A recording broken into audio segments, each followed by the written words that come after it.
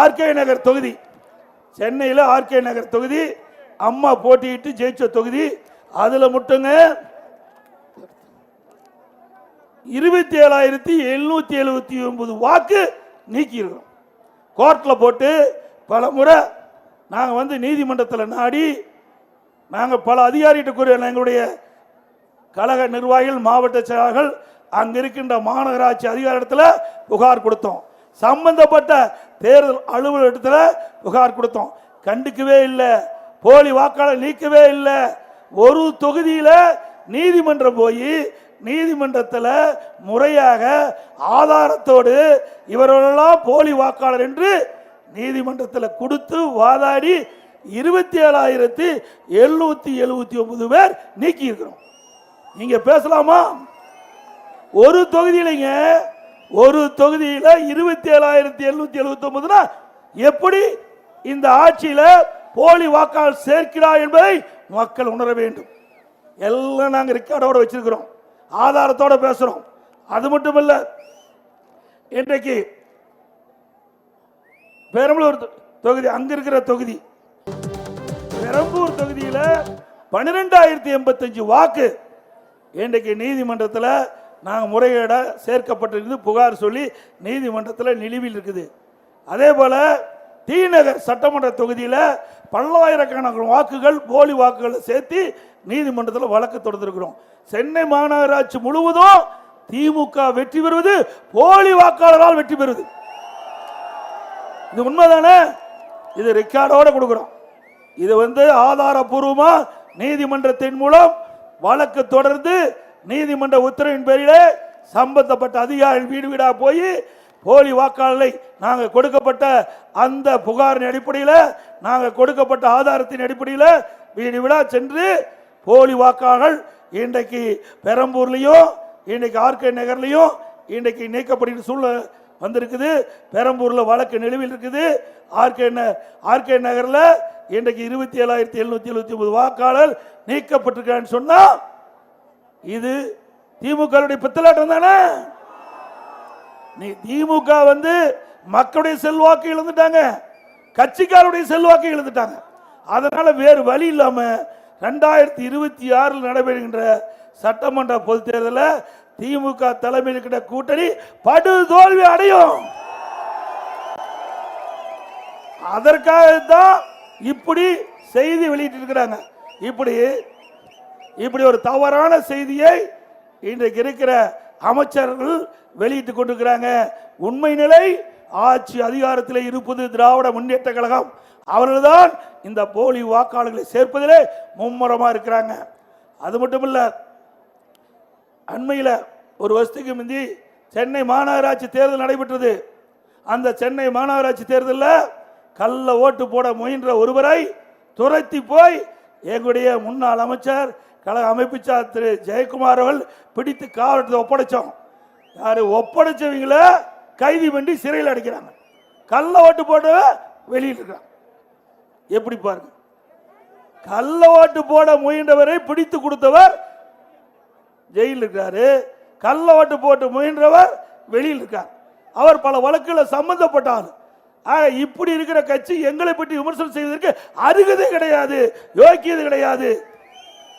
அது மட்டும் இல்ல, இதே போல அம்மா இருக்கின்ற பொழுது சென்னை மாநகராட்சி தேர்தல் நடந்தது. அப்ப ஆளுங்கட்சியா திமுக இருந்தது. 1.5 மணி நேரத்தில் 1200 ஓட்டை பதிவு செஞ்சாங்க. நீதிமன்றத்துக்கு போய் புகார் செஞ்சோம்.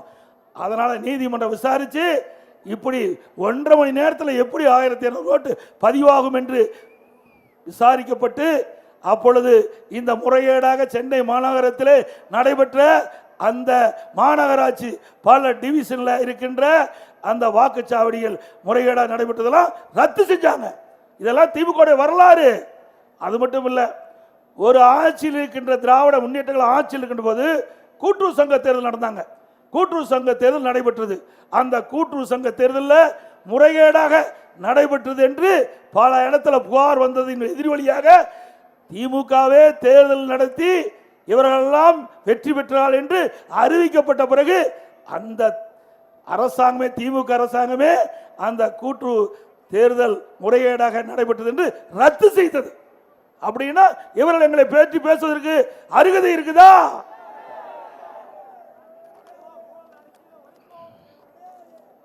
அது மட்டும் இல்ல, எல்லா துறையிலும் ஊழல். ஊழல் இல்லாத துறையே இல்லை. எங்கேயாவது பணம் கொடுக்காத காரியம் நடக்குதுங்களா? சொல்லுங்க, நீங்க தான் சொல்லணும். உண்மைதானே? எதற்கு எடுத்தாலும் பணம் தான். இந்த ஆட்சியில கமிஷன், கலெக்ஷன், கரப்ஷன் இது சரியா நடக்குது. இதற்கு நோபல் பரிசு கொடுக்கலன்னா ஸ்டாலின் கவர்மெண்ட் கொடுத்தா சரியா இருக்கும். வேற என்ன செஞ்சாங்க? 4 ஆண்டு காலத்தில் இந்த மக்களுக்கு என்ன திட்டத்தை கொண்டு வந்து நிறைவேற்றிருக்கிறாங்க? சிந்திச்சு பாருங்க. இவர்கள் கொள்ளையடிக்கிறது தானே மிச்சம்.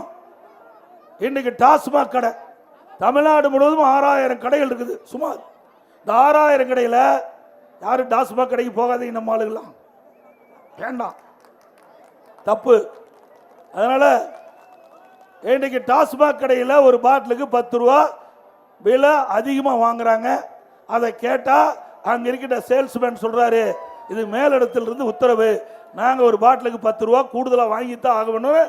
அவர் கட்டாயப்படுத்தி அந்த பாட்டில் வாங்கின்றவருக்கு, இந்த மது பாட்டில் வாங்கிறவர்கிட்ட 10 ரூபா கூடுதல் வாங்குறாங்க. ஒரு நாளைக்கு 1.5 கோடி பாட்டில் விற்குது. 1.5 கோடி பாட்டில் விற்குது அப்படின்னா ஒரு நாளைக்கு 15 கோடி ரூபாய் இந்த மதுக்கடையில் மூலமாக, இந்த மது பாட்டில் விற்பனை மூலமாக இன்றைக்கு மேலிடத்துக்கு போயிட்டு இருக்குது. மாசத்துக்கு 450 கோடி, வருஷத்துக்கு 5400 கோடி. 4 ஆண்டுல சுமார் 22,000 கோடி கொள்ளை எடுத்த அரசாங்கம் திமுக அரசாங்கம். அது ஒரு மந்திரி இருந்தார், யாருன்னு தெரியுமில்ல உங்களுக்கு? 10 ரூபா மந்திரி, பேரு 10 ரூபா மந்திரி. யாரு? செந்தில் பாலாஜி. செந்தில் பாலாஜி அவர் 10 ரூபா மந்திரின்னு மக்களே பேர் வச்சுட்டாங்க. 10 ரூபாய்னா உடனே பேர் சொல்லுவாங்க. எந்த மந்திரி பேர் தெரியுதா தெரியலையோ, 10 ரூபாய்ன்னு சொன்னா உடனடியா தமிழ்நாட்டில் இருக்கிற அமைச்சரவையில் யார் பேரை சொன்னா கரெக்டா 10 ரூபாய்ன்னு சொன்னா யார் பேரை குறிப்பிடுனா செந்தில் பாலாஜி சரியா சொல்றீங்க. அது மட்டும் இல்ல, இன்னைக்கு இந்த ஆட்சி பொறுப்பேற்ற பிறகு கிட்டத்தட்ட 50 மாத காலம் உருண்டோடி விட்டது. நான் பல முறை ஊடகத்தின் வாயிலாக பேட்டி கொடுத்திருக்கிறேன், அறிக்கையின் வாயிலாக வெளியிட்டிருக்கிறேன், சட்டமன்றத்தில் பல முறை பேசியிருக்கிறேன். போதைப் பொருள் கட்டுப்படுத்த வேண்டும். தமிழகத்தில் கஞ்சா போன்ற போதைப் பொருட்கள் இன்றைக்கு எளிதாக மக்களுக்கு கிடைத்திட்டு இருக்குது. இதனால் மாணவர்கள், இளைஞர்கள், பொதுமக்கள் இந்த போதைக்கு அடிமையாகி இன்றைக்கு சீரழியக்கூடிய நிலை இருந்து கொண்டிருக்கிறது. இதை இரும்பு கரம் கொண்டு அடக்க வேண்டும் என்று ஒரு ஆண்டு திமுக ஆட்சி அமைந்து ஒரே ஆண்டுக்கு பிறகு இதை எல்லாம் தெரிவித்தேன். எல்லா பகுதியிலும் நான் குறிப்பிட்டேன், எல்லா மீட்டிங்கிலும் நான் சொன்னேன். ஆனால் இவர்கள் காதில் போட்டுக்கொள்ளவில்லை. இப்பொழுது இந்த போதை ஆசாமியால் எங்கு பார்த்தாலும் கொலை, கொள்ளை, திருட்டு, வழிப்பறிவு, பாலியல் சீண்டல், பாலியல் கொடுமை நடக்காத நாளே இல்லை. அப்படித்தானே இருக்கு தமிழ்நாட்டில். நீங்க பத்திரிகையில பாருங்க, ஊடகத்தில் பாருங்க, இந்த செய்தி தான் வெளியே வருது, வேற எந்த செய்தியும் கிடையாது. ஆக இந்த போதைப் பொருள் நிறைந்த மாநிலமா தமிழ்நாடு விளங்கி கொண்டிருக்கின்றது. ஆக இந்த ஆட்சியாளர்களால் இது கட்டுப்படுத்த முடியல. ஏன்னா 2020ஆம் ஆண்டு 22ஆம் ஆண்டு என்று கருதுகிறேன். அப்ப காவல்துறை மானிய கோரிக்கை வந்தது. திரு ஸ்டாலின் தான் இந்த துறைக்கு அமைச்சராக இருக்கிறார். அப்பொழுது அவர் அந்த மானிய கோரிக்கையுடைய புத்தகத்தை எல்லா சட்டமன்றத்துக்கு கொடுத்தார். அந்த கொள்கை விளக்க குறிப்பில் 20வது பக்கம் என்று கருதுகிறேன். 2வது பேரலாவில் சொல்றாரு, அவர் குறிப்பிட்டது அவர் இருந்த இலாக்கா, அவரால் அங்கே சட்டமன்றத்தில் தாக்கல் செய்யப்பட்ட மானிய கோரிக்கை புத்தகத்தில் பள்ளிக்கு அருகில், கல்லூரிக்கு அருகில் 2348 பேர் கஞ்சா விற்றதாக கண்டறியப்பட்டது. பள்ளிக்கு அருகில், கல்லூரிக்கு அருகில் 2348 பேர் கஞ்சா விற்றதாக கண்டுபிடிக்கப்பட்டது. கைது செய்யப்பட்டது 148 பேர். கைது செய்யப்பட்டு 148. மற்றவங்களாம் யாரு? கஞ்சா வச்சிருந்தா குற்றம் தானே. கண்டுபிடிச்சாச்சுன்னு சொன்ன பிறகு அவர்களை கைது செய்ய வேண்டியதான முறை. அதான சட்டம் சொல்லுது. மற்றவெல்லாம் திமுக காரன். அப்புறம் எங்க போய் கஞ்சாவை கட்டுப்படுத்த முடியும்? நான் திருப்பி கேட்டேன், ஏங்க கண்டுபிடிச்சது 2348 பேர்னு நீங்களே கொள்கை குறிப்பில் கொடுத்துருக்கிறீங்க.